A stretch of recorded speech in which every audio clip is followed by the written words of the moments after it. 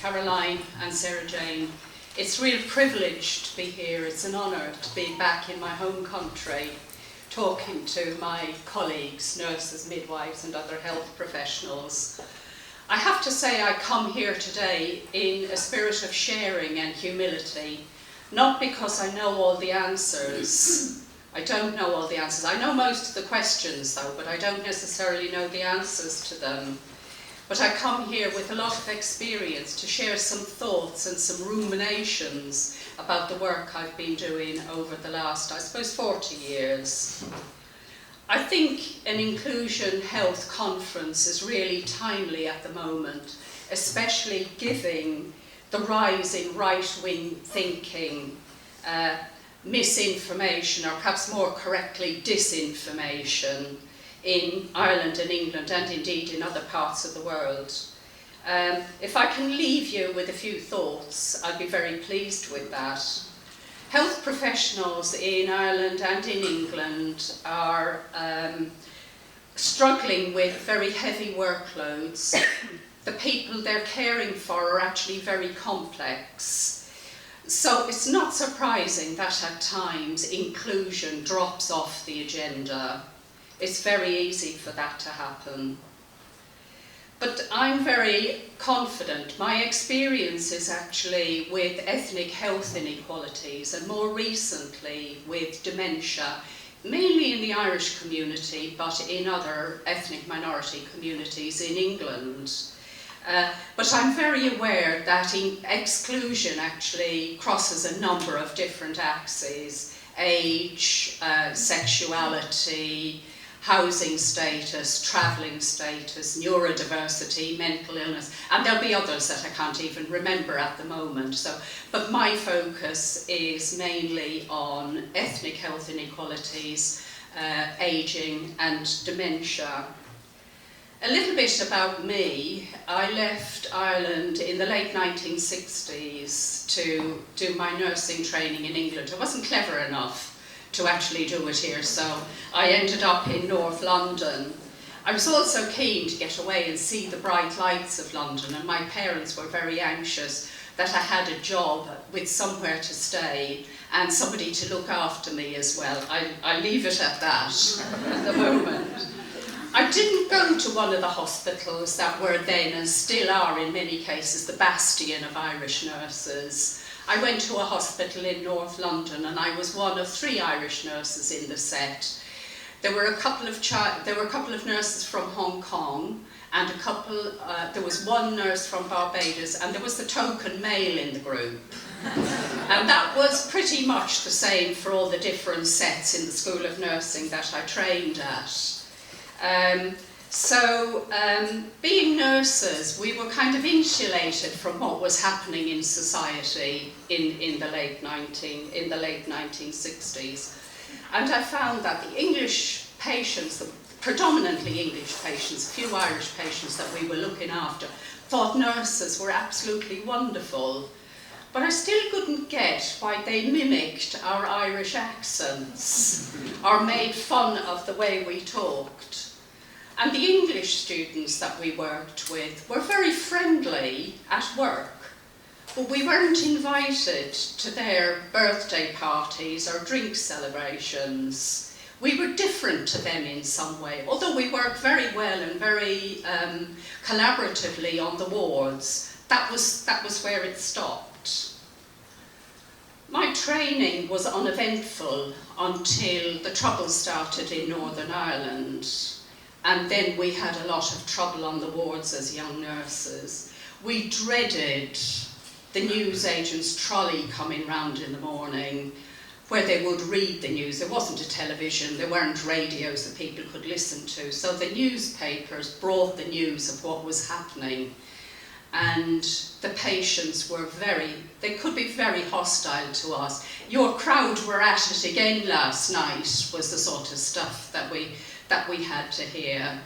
And then in the staff room or in the dining room it was, well, you don't know who you're living next to now, do you?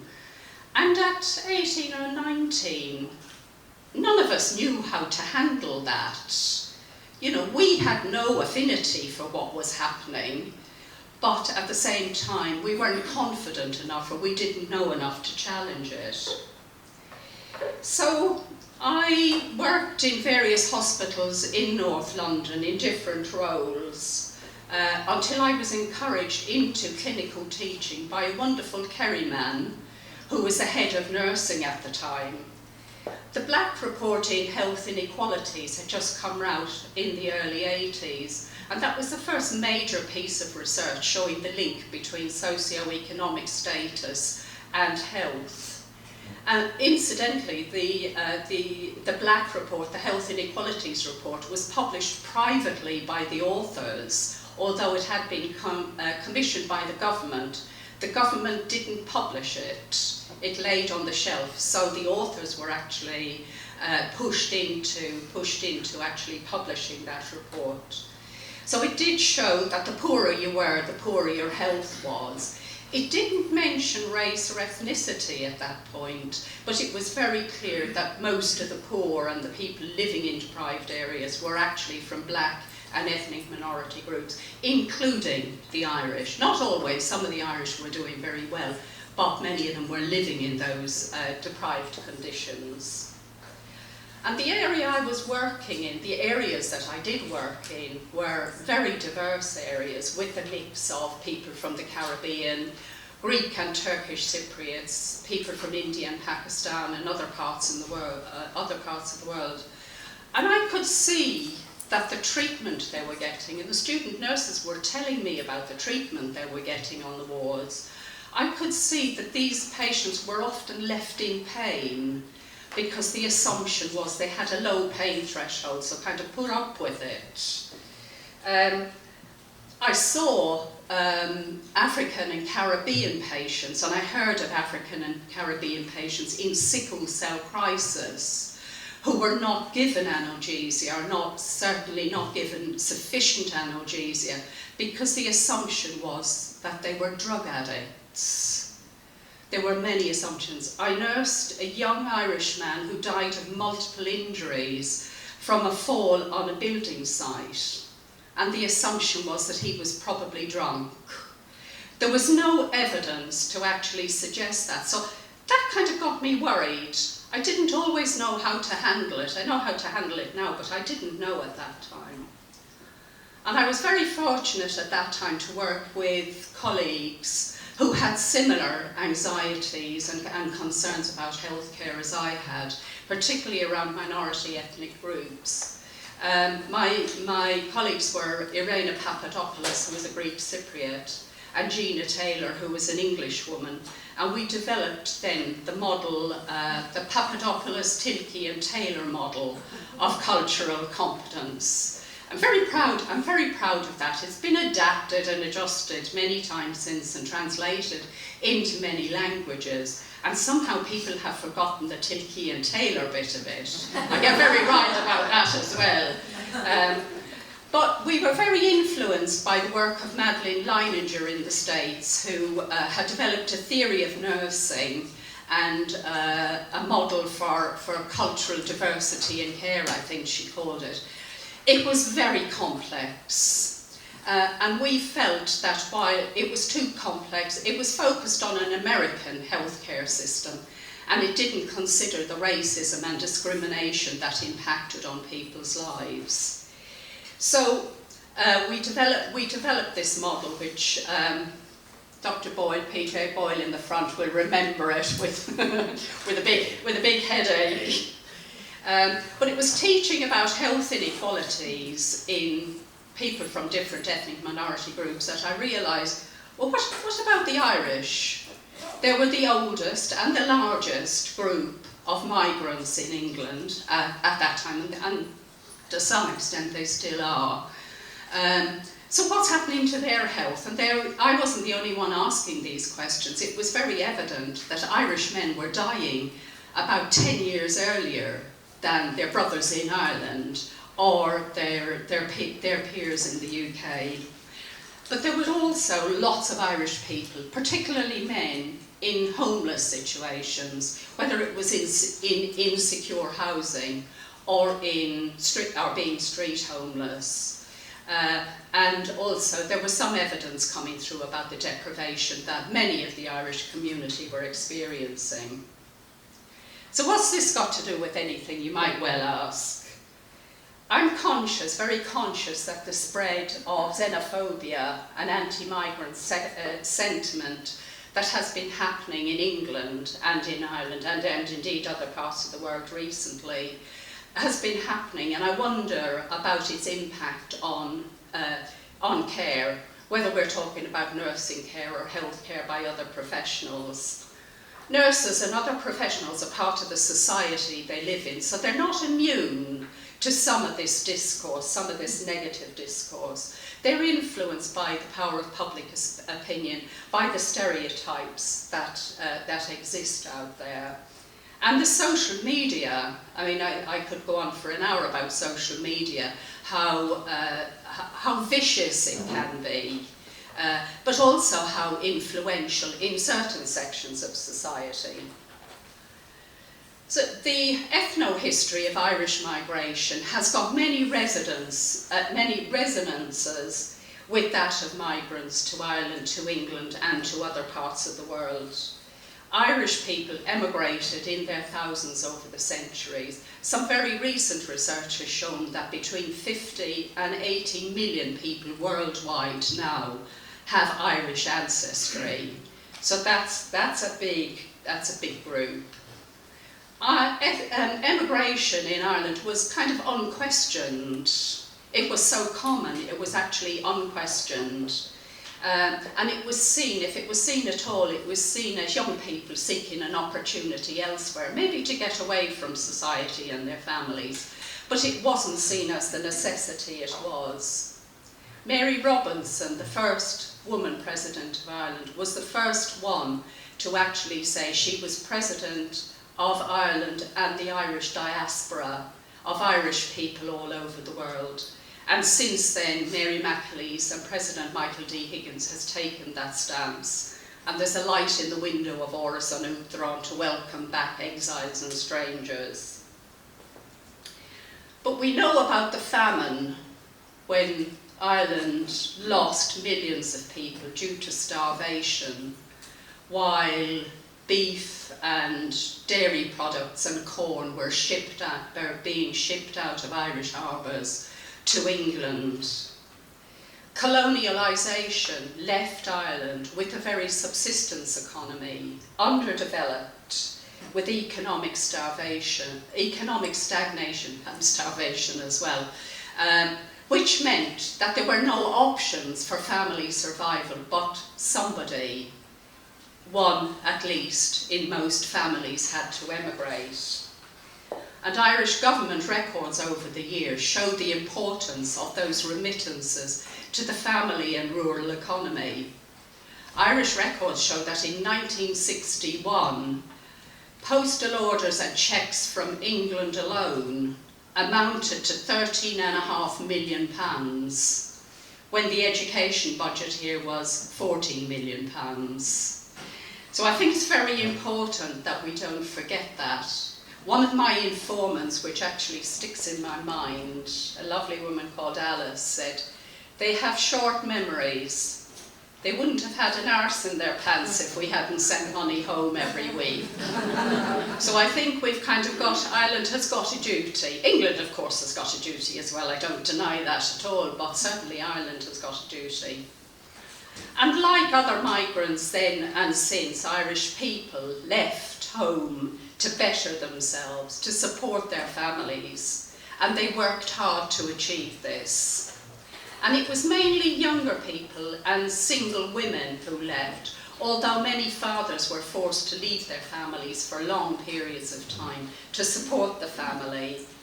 They were needed in different places at different times. Nurses were recruited into the National Health Service, the growing National Service at the time. Men worked mainly in the construction industry, but the thing about the Irish as migrants, which is mirrored today in many other economies, is that they worked in what the sociologists called the dark, dirty and dangerous sections of the economy, where the locals were unprepared to work. So I think let's not forget that.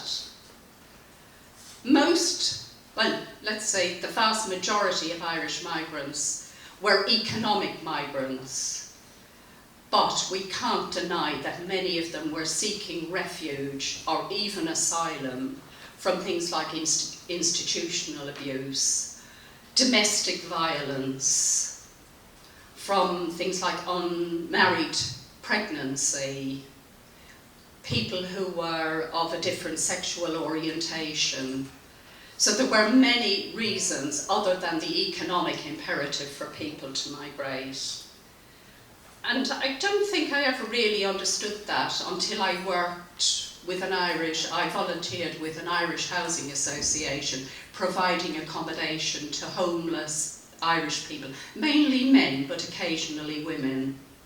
And these men who had been recruited to the construction industry, they had plenty of work initially when they went there, but if they had an injury or if work was scarce, they developed mental health problems and often drank to excess and maybe even took drugs to ameliorate the effects of that. But I think the other thing which is important to realise is a lot of people, their mental health and their alcohol-related problems originated in Ireland in the abuse that they had experienced in the family, the injustice they had experienced over many times. And again, that was something I really didn't appreciate until I worked with that group. So, although today refugees and asylum seekers are actually more than willing to work, they would rather work than be dependent on anybody else or on benefits. There are restrictions on when they can work, how much they can work, and the things that they actually do. This is why many of them are working now in the informal economy, exploited by other people and very poorly remunerated for that effort. So I know I'm speaking to the converted here. There are over 100 people, I believe, registered for this conference. And I know that you are very committed to this cause, as indeed I am. You're not out there throwing bricks or setting fire to asylum-seeking hostels. But when services are overstretched and you're trying to care for too many very complex patients, there can be an element of resentment there.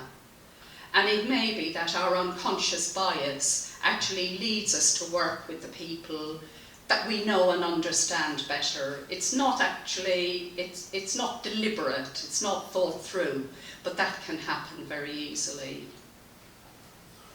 So it's important that we're aware of our own ethnocentricity, and that's the way in which we view people view different people through our own cultural lens. We have preconceived ideas about them, and we see them as different, rather than as sharing the same values, the same hopes, the same anxieties as we all share. We don't see the things that are worrying them, that are causing them to be ill, in a way that would affect us ourselves. I never thought about being Irish in England, about being Irish until I went to England. So I was surprised by just how different it was. We mainly spoke the same language, but it was very different. The way in which people approached you, what they expected of you was actually very different. And that's normal. Seeing difference and strangeness is normal. But if we see ourselves as being right and somebody else as being wrong or in some way inferior, that creates problems. For example, if somebody avoids eye contact, it used to be that people thought they were lying, or in a mental health setting they might have been depressed, when in many cultures cycling eye contact is actually a mark of respect.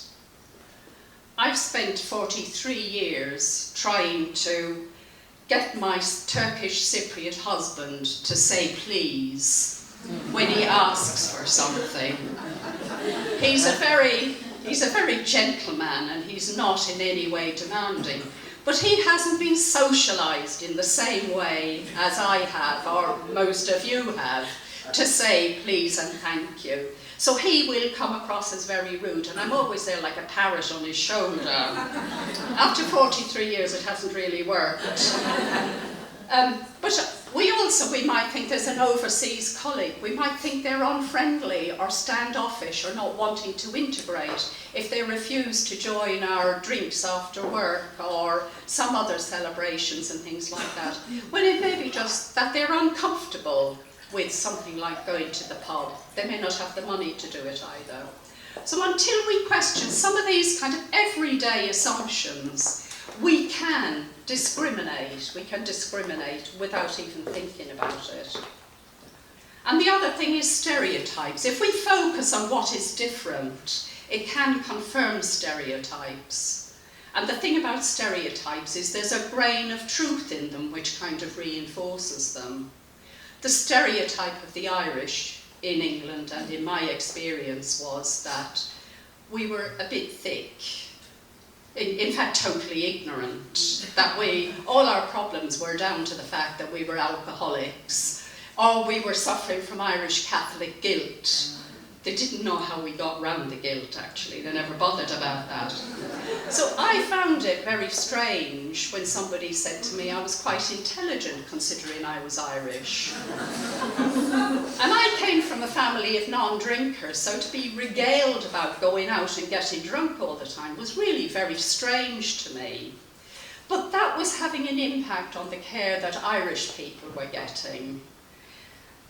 Even, the assumption was no matter what was wrong with them, it was always because they were drinking too much. It was related to alcohol. One Kerry woman, 83-year-old Kerry woman, who had fallen in the snow and got a colleague's fracture, the first question she was asked was, had she been drinking? The same woman told them in no uncertain terms. I saw a similar misdiagnosis of Caribbean men. Their problems were down to the fact that they were drug addicts. No evidence to support this at all. And the other thing which really riled me was if there was a traveller family with a sick child, it was inevitably put down to the fact that they were dirty people. And I know traveller sites can be very messy places, not necessarily the traveller's fault. But those of you who've been into travellers' homes will know how spotless they are. They certainly do my home a grave injustice. So nothing could be further from the truth. So those stereotypes were actually impacting on the care my community were having. Now, many of those stereotypes will be very similar to the ones that care staff, and indeed other staff, hold about people from minority ethnic groups, different minority ethnic groups. So, my experience working with different groups, but my background is Irish, so I was very sensitive to those. And when it comes to accessing services, people have great difficulty. People from different groups have great difficulty accessing services. They don't know about them. They don't know how to get around the system. They worry about being able to pay. And they worry about whether they're going to be able to afford if they need to go to a doctor or if they need time off work, which will leave them without income. And those of you working in the field will know very well that health is often a very low priority from marginalised people. And the other thing that stops people accessing services is the messages that are out there about scroungers, benefit scroungers, or traveller tourists, benefit tourists. I find travellers have great difficulty in England registering with a doctor, but if they do find a doctor or a nurse or a midwife or somebody that they trust, they'll travel even back from Ireland to go and see that doctor. I had a call fairly recently from a midwife about a family who were worried about dementia, a traveller family who were worried about dementia. They obviously trusted that midwife, who clearly didn't know where to go or what to do, but she knew the questions to ask. But access is more than just getting your foot inside, getting an appointment and getting your foot inside the door. And language is a real issue. I know language is a real issue. It wasn't a major issue for the Irish, but it wasn't unproblematic either, because people made fun of the accent. the Kerry woman I told you about with the Colley's fracture, somebody mimicked her accent on one occasion. She nearly floored them. Yeah, but they made fun of the accent. They made fun of the way we express ourselves. My husband, who has a very easy name to pronounce, he's been in the UK for 45 years. Nobody in his work ever bothered to find out his name. They had a nickname for him. They called him Fox, which is the Turkish for Tilki is a Turkish for fox. So we often do that with people. We say, I can't pronounce your name, I'm going to call you Joe or Rose or something like that. So identity is really important. And I would empathise, there aren't enough interpreters or translators around, and nurses and professionals don't always know how to get the best out of those services if they are available. But I think one of the main reasons my Irish community and the other ethnic groups I've worked with, they didn't access service was about those negative experiences they or somebody in their family had. And when services are non-judgmental and they're culturally sensitive, people will attend them. One of my informants in my doctoral research told me as a young professional, a young Irishman, he told me he wanted to set up a counselling service for Irish men who had mental health and alcohol-related problems. And his trustee board said, no, sure, Irishmen wouldn't be bothered with anything like that. But he got round it and he set it up. And within 6 months, he had to put on an additional session because the men who were attending told other men, and the service began to increase. That's still going maybe 30 years later. So that says something about the sensitivity and the non-judgmental. I won't even go into the hard to reach. Some groups are hard to reach, so it means you have to make the effort to go out there, and they can be reached. But I think the other thing I want to, don't know how I'm doing for time. Loads of time. I got loads to say though, as you know. Age discrimination is an issue that I've been harping on about for many years, long before I actually fell into that cohort. We talk a lot about racism and sexism and ableism and things like that. We're less likely to talk about ageism, but it's there, it affects everybody.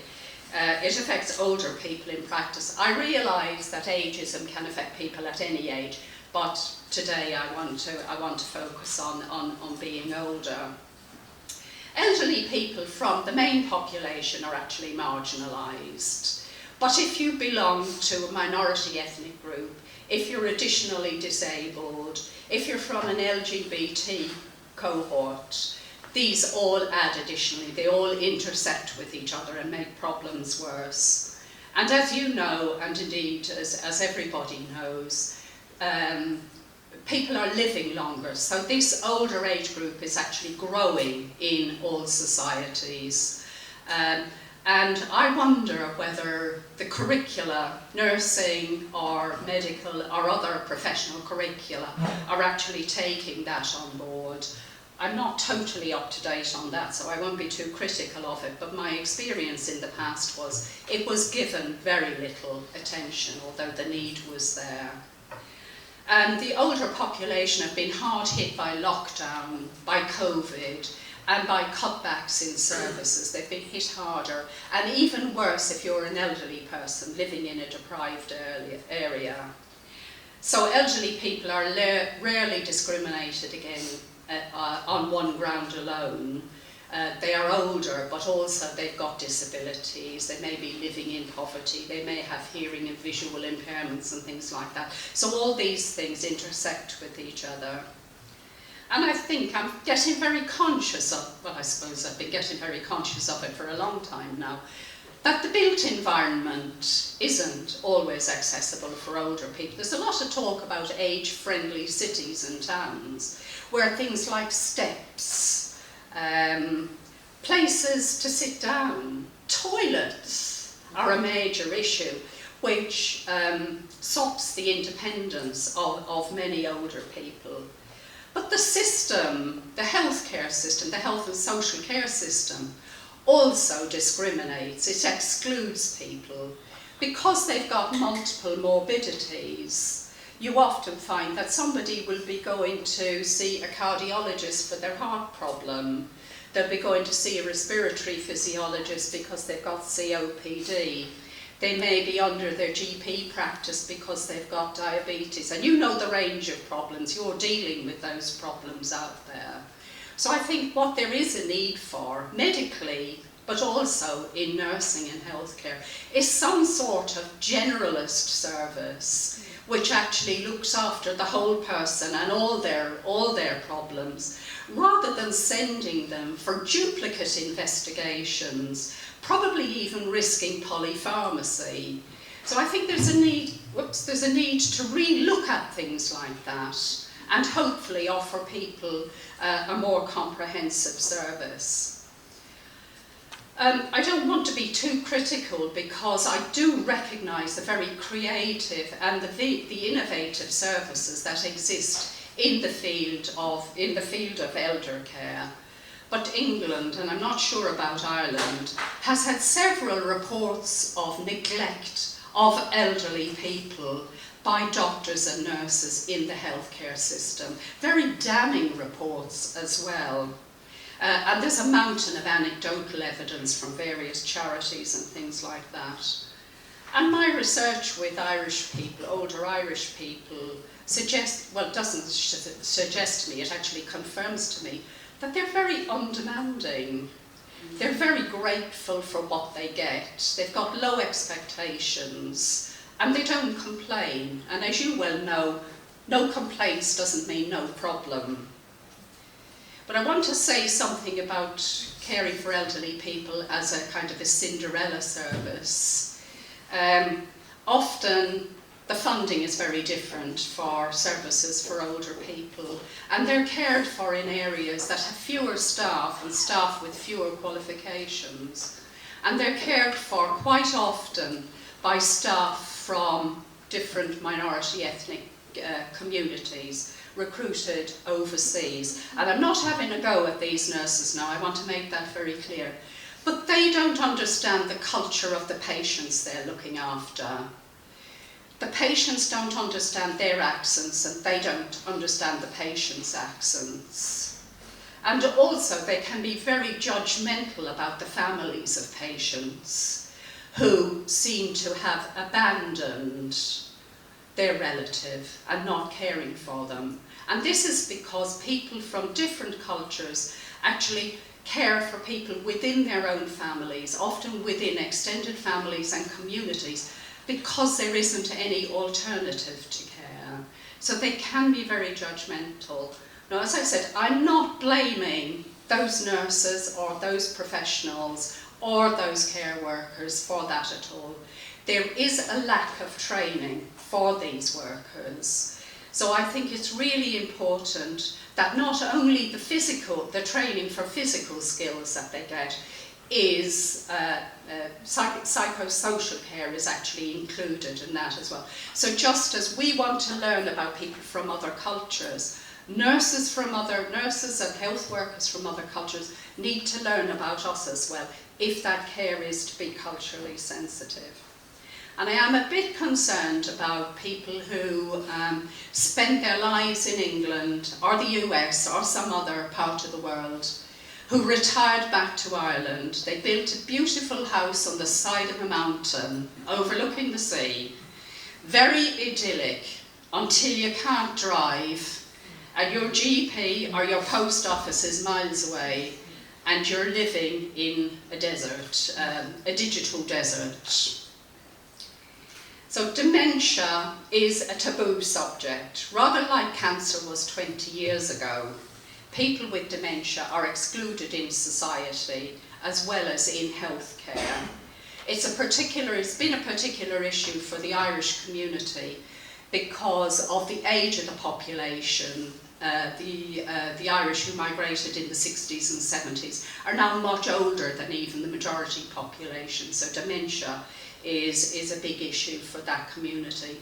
And I've been working with an umbrella organisation covering about 100 organisations who provide different kinds of care and support to Irish people.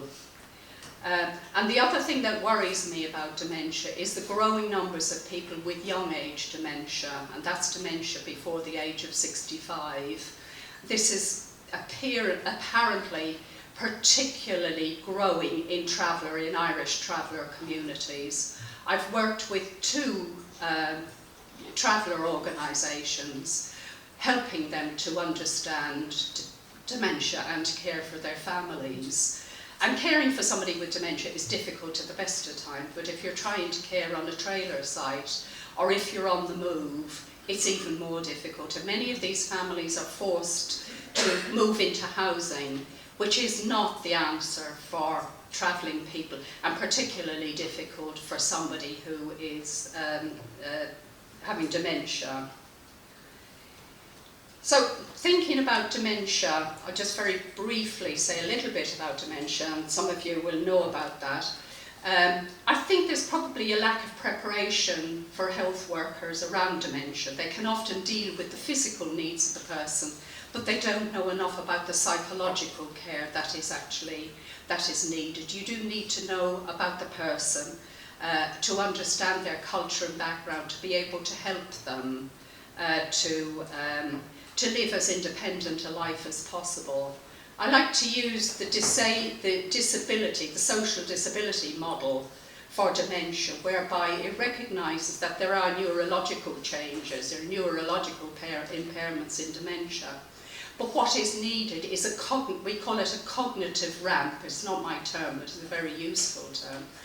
An amputee can be liberated and be independent if they're given a wheelchair or some kind of prosthesis or something like that. People with dementia need that as well, because we assume that if somebody has memory problems, they can't do anything, so their independence is often taken away from them. But with the right support, they can actually be independent for much longer than they are. I've been working with a group now for over probably about 13 years that runs a peer support group led by people with dementia, for people with dementia, with a modicum of administrative support there. We talk about reminiscence and recalling memories as very positive, and it is, but I haven't got time to go into that. But one thing that we found very important with looking after Irish people with dementia is they often have flashbacks to something which is very upsetting. Many of these people were victims, I suppose, of institutional abuse. They haven't told their families about it, the families don't know. So if they see somebody with a long black dress, or maybe a suit or a uniform, they can become very distressed and agitated, because that's memory of a nun or a priest. Or it could be just somebody that looks like somebody who abused them in the past.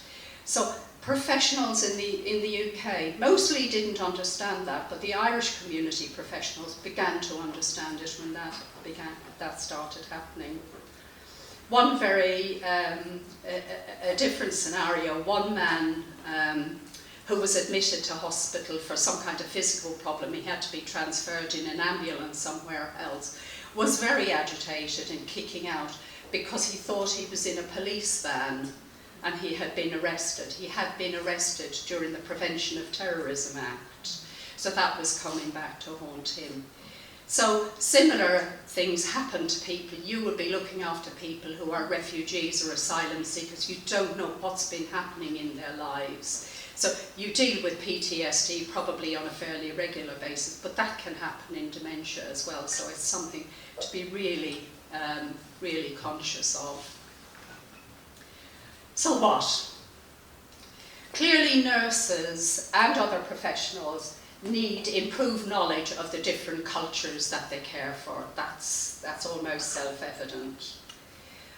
But I think the important thing is that although you need knowledge of other cultures, it's important to understand that despite these cultural differences, that we share far more in common with people from other cultures than separates us.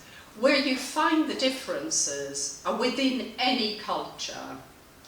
That's where the differences exist. Many of you here will be Irish people, but you're very different from each other. The cultures, the counties you came from, the families you were brought up in, the things you believe in make a difference. So the same thing is really important with people from other cultures. And health professionals also need to recognise that while culture is an issue, it's a significant issue, it may not be the main problem when somebody comes into hospital or somebody is in need of your care. Their culture is very important, but they want to be listened to, they want to be treated kindly, they want to know about what's wrong with them, what can be done about it, and they want to know that their pain is relieved. So again, if that can be done through the vehicle of their culture, adapted as necessary, that's really good cultural care. And I think the other thing is nurses need to understand more about, nurses and other health workers need to have a broader understanding of racism and discrimination. Overt forms of racism and discrimination are very easy to detect and hopefully to deal with. But some of the discrimination is unconscious. It's not deliberate. It happens because we're being insensitive or maybe biased. And that may be avoiding a person who is black, who doesn't speak English, or there is something about them, delaying the treatment to them, or not communicating with them, not using the person's name, not taking the trouble to use the person's name is really significant. It might be not asking for an interpreter, and don't let me go to town on interpreters, but not asking for an interpreter, or ordering a halal diet for a Muslim patient. And these are all things that have come up in the research I've seen and supervised in Ireland. I've supervised 2 very extensive doctoral projects in Ireland, looking at nurses, looking at the cultural competence of nurses in very different settings. And although they were in very different settings, the findings were very similar. The nurses concerned were very honest in admitting they didn't know enough about the culture of the patients they were looking after. And some of that was down to their preparation, and I think nobody denied that. And they were quite honest in admitting that quite often the care they gave patients from other cultures was actually substandard.